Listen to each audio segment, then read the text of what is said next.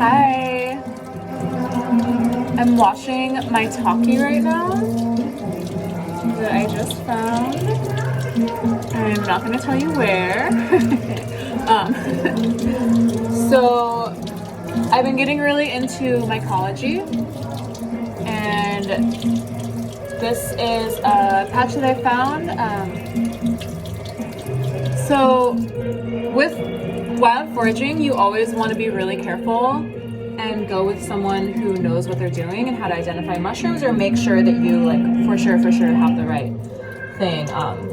Mushroom foraging can be really deadly if you don't know what you're doing and you accidentally poison yourself, so be careful about that. Also, even if you do know what you're doing, you want to make sure there's no sprays or poisons being put on the mushrooms. So this is Maitake. It's polyporous.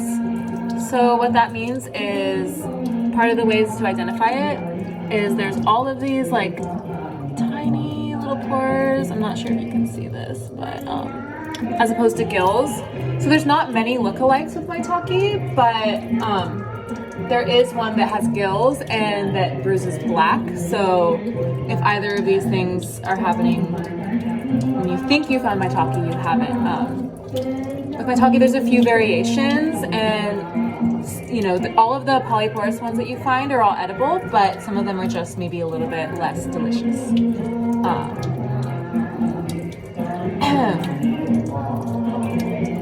Maitake is really good at regulating our immune systems. So not only is it medicinal, but it's one of the mushrooms that is medicinal and yummy.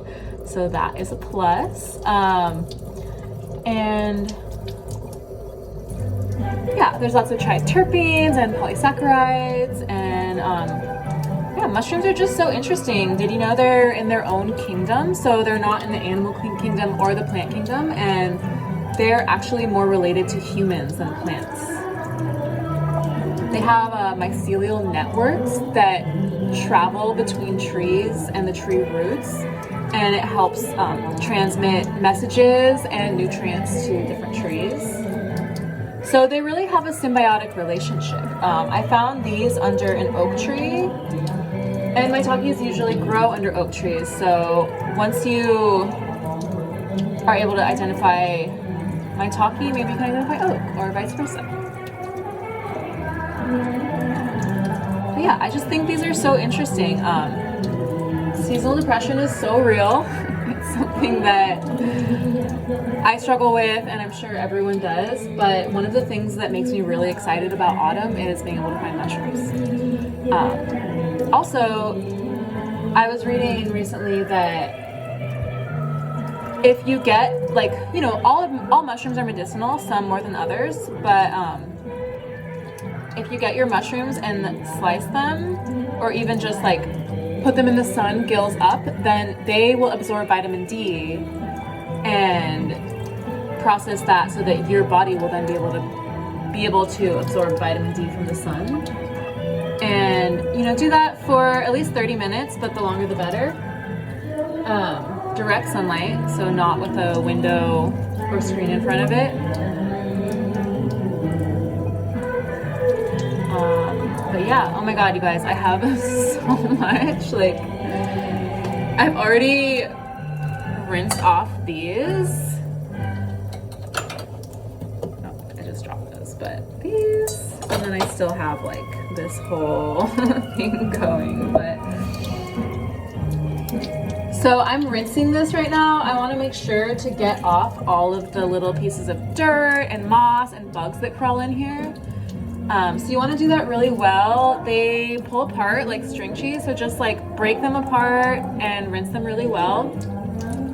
I have so many that everything that I'm not going to use, I'm going to dry and make a stock out of. And the fresh mushrooms, I'm going to just cook in a little bit of butter, actually a lot of butter, and some garlic, and just a little bit of salt, and that's all. You can add it to other foods like soups, but I really encourage you to just try that on its own. They're just so delicious. I'm still learning, so if there's any other mycology nerds out there, I would love to discuss with you what you found, how you're using it. Yeah, I've found chicken of the woods before. Honestly, they were a little disappointing. Like, I just feel like they were kind of dry. I really like Maitake more. But the chicken of the woods has like the most beautiful, vibrant orange color. And these Maitakes, they're also known as hen of the woods. I also have a friend that's found lion's mane in a cemetery in Brooklyn. And I just think that's so interesting. I really want to find more.